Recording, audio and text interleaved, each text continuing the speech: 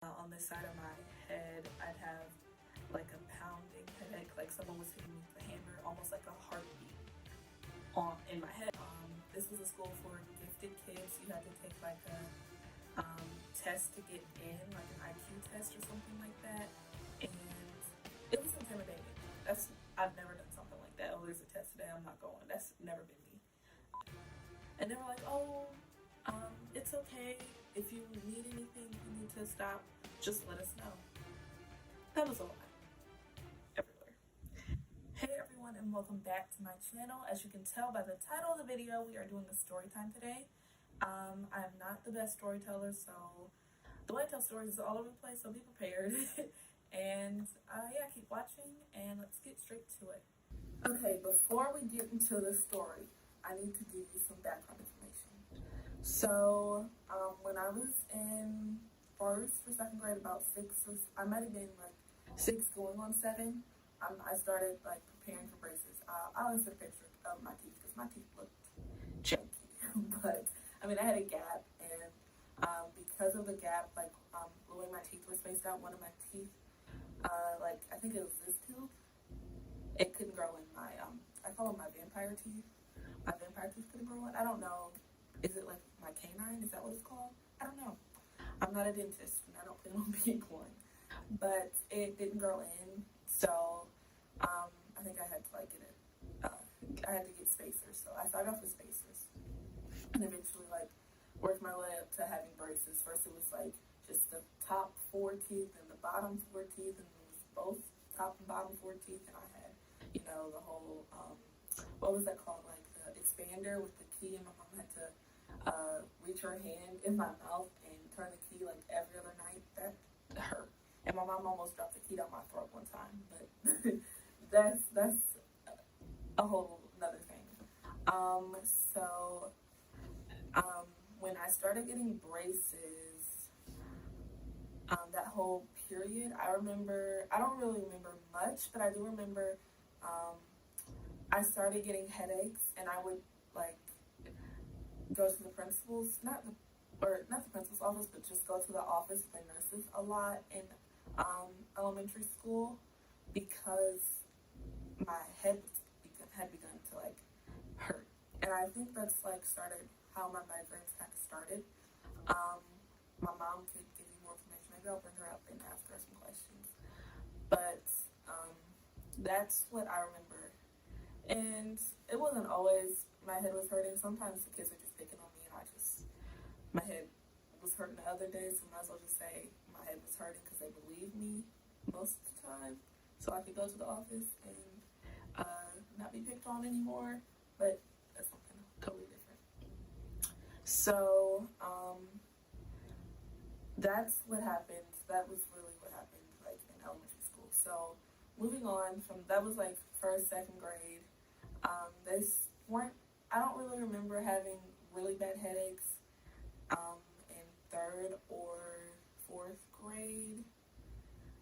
But the story that I'm going to tell you about now happened in 5th grade.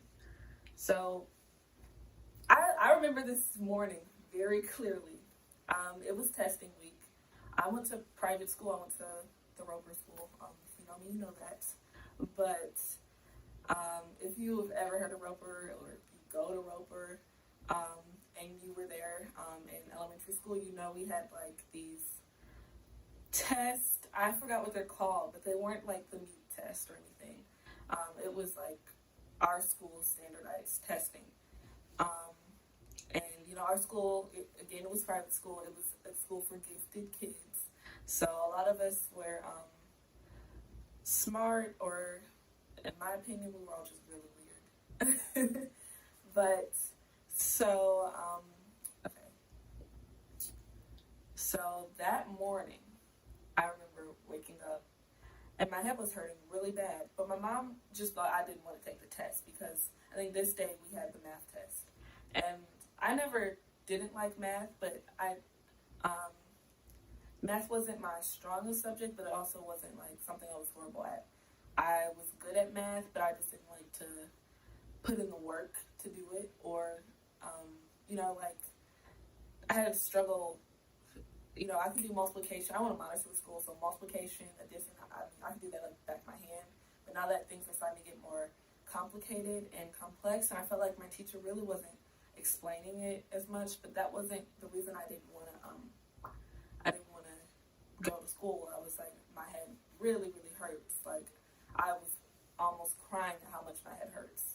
My head was pounding, and when I get migraines, usually it feels like a hammer, or like someone is hammering like this center part of my head, or it could be like at my temples.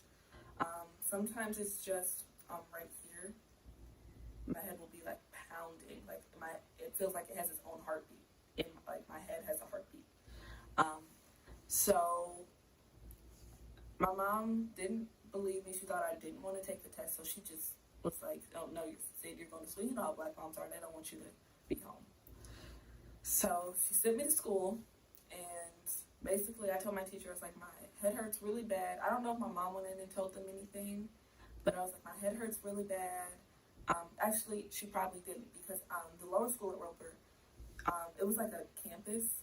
So she had to drop my brother off at the domes, and she would drop me off every morning, and I would walk, because my school was towards the back. It was a long walk. I don't know how this was legal for all these kids to be out in the open, and there was like woods and stuff, and we were just like all walking down there. And so I walked back to I think was I in the quad? I was in the middle building. So I walked to the middle building, and put my stuff in my locker, whatever. Told my teacher, basically, we had homeroom teachers, so I told Elise and Sue that my head was hurting and I didn't feel good, but my mom wouldn't let me stay home because the test. We had to do the standardized testing. And they were like, okay, just let us know if anything goes on, and we'll send you home or whatever. So, me, I don't like to show weakness. I don't like to, I don't want people to think, I've been raised to not be a quitter. And so I'm here, I'm going to take this test, I'm going to do my best, and I'm going to go home. I'm not a quitter. My parents didn't raise me like that. So, and it really wasn't even my parents like that. My uncle would, teach me stuff like that. So I sit down at my seat, take the test, finish the English portion or whatever, and I start feeling really nauseous. And we start taking the math test, and when we start, Sue was the math teacher, so Sue was like, oh, you cannot leave, can't go to the bathroom, can't do anything during this test. You got to take the test, you can't go. And I'm already starting to feel nauseous right now, and I'm trying to cover it up, but I'm also, trying to tell Sue, I don't feel good. I think I'm going to be sick, but she didn't care. And so, taking the test, and I'm starting to feel even more nauseous. I really feel like I'm about to throw up. So, I'm, raising my hand, and Sue is just, straight up ignoring me. Next thing you know, next thing I remember is just, throwing up all over the test. Other people were sitting we didn't have desks. Other people were sitting at the table. So that was, the most embarrassing moment of my life. Honestly, to this day, I don't know if other people probably remember it, but they've never, come up to me and talked to me about it. And, no one's ever approached me and been like, hey, Sydney, remember that time you threw up during the test? So, that's a good thing, but honestly, I was so embarrassed, and I was just so mad, really, at the teachers, at my mom, for really making me go to school when I knew my body and I knew something wasn't right. The fact that they didn't let me go to the bathroom when I was trying to express to them I was trying to be sick. And it wasn't Elise, it was Sue. I don't know where Elise was, but I know Sue was, near, and I was trying to get her attention, and she was just straight up, ignoring me. So, they had to clean up my throw up. And I remember them like just laughing at how they thought, my teachers thought it was funny. And they didn't mean, I mean, I understand what they meant, but as a kid, I was just like, I was straight up embarrassed. Like, this was, I don't, what is that word? Scarring. This like really scarred me. So I was sent to the office. They called my parents, and I remember running to the bathroom and throwing up again there, and just sitting there, like, my head was pounding. I just wanted to go to sleep. And finally, my mom picked me up and took me home. Now, this isn't like, so eventually I was taken to the doctor and my doctor told me that I had migraines. My mom gets migraines or had migraines in the past, so it was just like genetic, they think, and there is no cure for migraines. You just take some pain pills and hope it goes away. And my mom always gets mad at me to this day because she's like, you're supposed to take it before it hurts. How am I supposed to know I'm getting a migraine? I don't know I'm getting a migraine until my head hurts. So if I take a pill and my head hurts and it gets worse, it's like there's no guarantee that taking some Tylenol is going to stop my headache from turning into a migraine.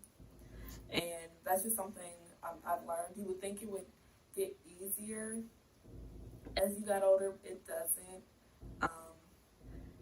It also hasn't been happening as often as they used to. Like, I used to get migraines like every other day, maybe even like once a week. Like, I would be able to like power through them.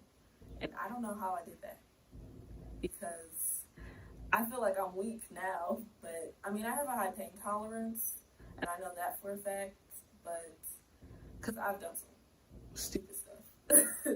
But it's just like, I don't even know what I was saying.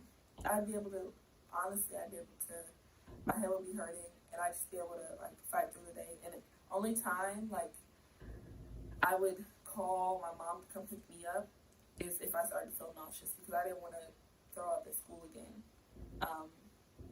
There's been many other instances I've thrown up trying to power through it. One time we went to the mall. I threw it right outside of JCPenney's. And if you know, this is at 12 Oaks, so if you've ever been at 12 Oaks, you know what JCPenney's is. Like, that door outside, if you ever saw a stain there, that was my throw up. It's clean now, like it's gone now, but at one point, that little circle of stain out there was my puke. And I'm sorry, Grandma, for making this video. I know she's like, why are you talking about this? But really, that's the end of this video. This is something not many people know about, honestly, unless I went to school with them. People really think I'm joking when I say I have migraines, but I know people who have migraines worse than me. I know mine aren't the worst that they can be, and I thank God for that, because I know people who literally black out from the pain of their migraines and have to go to the hospital, and I don't have that problem. So I just thank God for that, because I don't know what that would be like. And just going to sleep, like having that on my forehead and going to sleep. It's like kind of like putting ice on the pain, but even though there's like no bruise or like physical, I mean, there is physical pain, but like there's no way to show the pain, putting that on my head just makes my head, I don't know, it just kind of numbs it and just helps me like soothe me and go to sleep, because usually when I have a migraine, I'm getting like hot. My body is like overheating because of the pain I'm in, and I just like need to go to sleep and just sleep it off. Sometimes I go to sleep and wake up and it's worse, and sometimes I just feel so much better. So that's also one of the reasons my parents, this whole story is one of the reasons my parents listen to me now.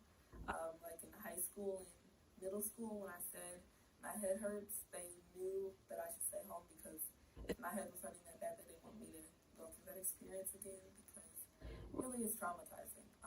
But now I've thrown up so many times from migraines, I just know when I'm about to throw up. So that's a good thing that's come out of this experience, I guess. I haven't thrown up in public since then. Not since then, but since then, I don't think I've thrown up in public since the JCPenney incident. And yeah, so that's really my most embarrassing story ever. I hope you enjoyed this video, and thank you so much for watching and supporting my channel, and feel free to give me any suggestions to cure some migraines. I know there's a piercing. I kind of want to get that, but I'm kind of scared. But I'm thinking about getting it. So thank you so much, and I'll see you in my next video. Bye.